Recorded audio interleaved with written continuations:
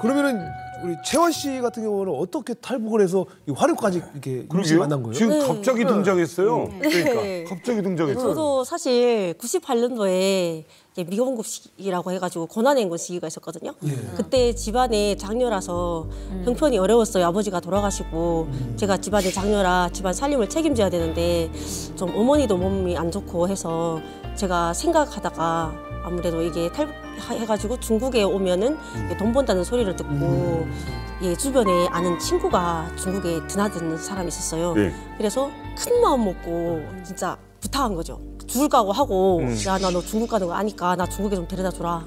중국 가면 돈 번다고 하니까 네. 이 친구가 며칠 있다가 자기가 알려준다고 해가지고 결국은 이렇게 브로커를 소개시켜줘갖고 중국에 들어왔어요. 네. 근데 돈 벌려고 들어왔는데 사실은 그냥 순순히 돈 못 벌잖아요. 중국어도 모르고. 그렇죠. 예, 그러니까 저를 20몇 매범한테 판 거예요. 예, 그래서 어느 순간에 제가 어떤 이게 식구들이 대가족 식구 집에 들어가가지고 살게 되었어요. 중국 사람? 네, 조선족이죠. 조선족. 아, 그래요? 예, 그러다 보니까 말은 말도 통했겠네. 통하고, 예, 그 집에 어머님이 혼자 계셨는데 할머니예요. 이게 어르신인데 제가 그 집에서 그냥 거의 식모살이도 하면서 예, 엄청 그래도 잘해줬어요. 몇 살 때예요? 제가 23살 때거든요. 22살에서 20. 한 딸이야. 예. 그렇죠. 그 집 식구가 5명, 6명이어가지고 그냥 그 집의 막내딸처럼 일하는 거구나. 네, 일하고 예, 일 도와주고 그냥 같이 밥 먹고 그래도 그냥. 잘해줬다고. 네, 너무 잘했었거든요. 슬픈 이야기가 뭐냐면 우리가 이 상황에서 저 중국 생활을 쳐다보면 너무 힘들 것 같은데 북한 상황이 너무 힘들죠. 그렇죠. 맞아요, 맞아요. 저 상황마저도 그 정도면 다행이에요라고 지금 귀가. 욕하고 때리지만 않아도 감사합니다. 네, 감사한 감사하죠. 거예요. 감사하죠. 그래도. 네. 그런데 어느 날 밤에 채원 씨가 이제 곤히 잠든 밤이었는데 누군가가 낯선 사람들이 채원 씨의 방 안으로 들이닥쳤다고 합니다. 채원 씨가 탈북자라는 신고를 받고 중국 공안이 채원 씨를 잡기 위해서 급습을 한 상황이었죠.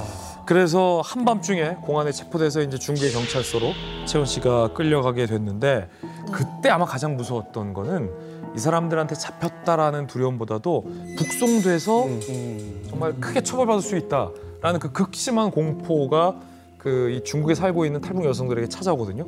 채원 씨도 그 두려움을 맞아요.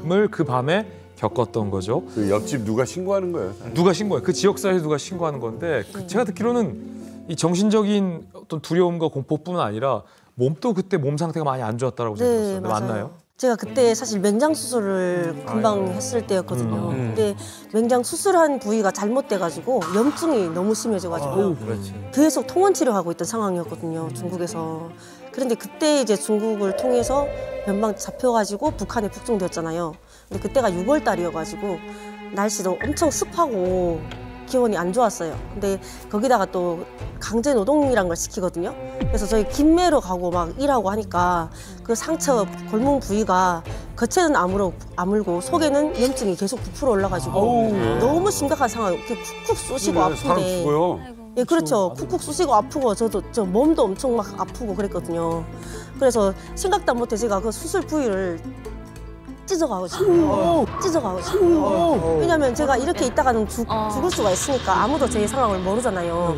말해봤자 소용이 없으니까 수술 부위를 이렇게 바지 짚어가지고 이렇게 진짜 찢었어요.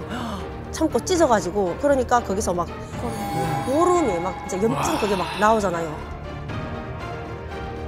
그러니까 그걸 옷도 갈아입지 못하고 이렇게 여러 날 동안 있는 상황이라 냄새가 엄청나게 심하고 악취가 나는 데다가 막 진짜 피고름이 나오잖아요. 그리고 그 상황을 제가 그 사람들한테 보여줬어요.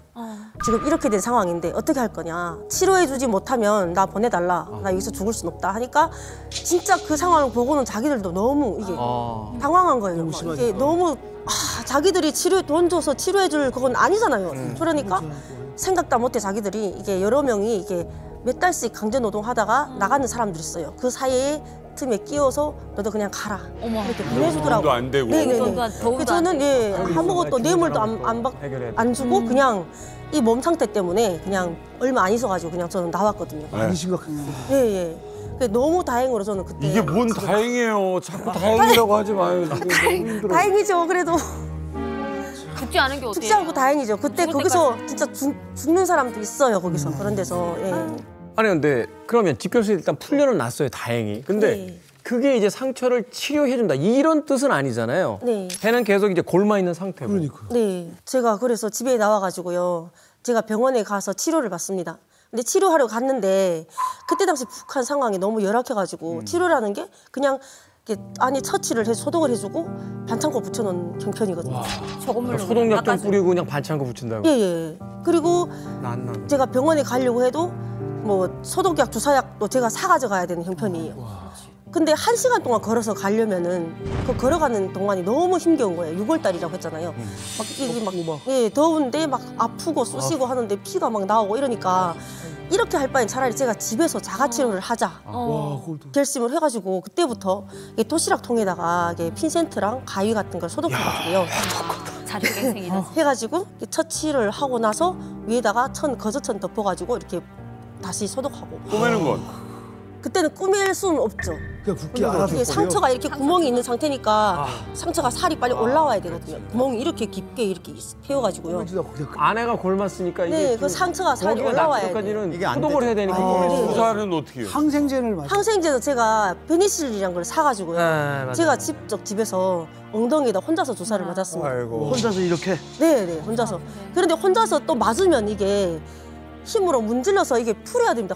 페니실린 엄청 좀 세죠. 흔적거리고 네. 쓰여가지고요. 딱딱해져. 근데 혼자 힘으로 못 푸니까 막 엉덩이에 멍울이 이렇게 많이 지거든요. 근데 그거를 또 풀 수가 없어요. 그래서 민간요법으로 치약을 짜서 바르면은 못 괜찮아요. 잡아요. 엉덩이에다 이렇게 맞은 자리에다가. 왜냐하면 그렇게 해서라도 제가 살아야 되잖아요. 안 그러면 아무도 제 치료해줄 사람이 없으니까요. 저는. 아니 네. 맹장 치료를 못 받아가지고 죽을 고비를 겪게 된다는 게 말이 됩니까 이게? 여기 지금 현재 우리나라 대한민국에서 맹장 네. 수술은 이제 수술도 아니에요. 아니 항생제 한 2번 맞으면 그러니까 그냥 치료를 못 받으면 죽잖아요. 네. 그러니까 여기 고르면 터져 나오고. 큰일 나요, 맹장.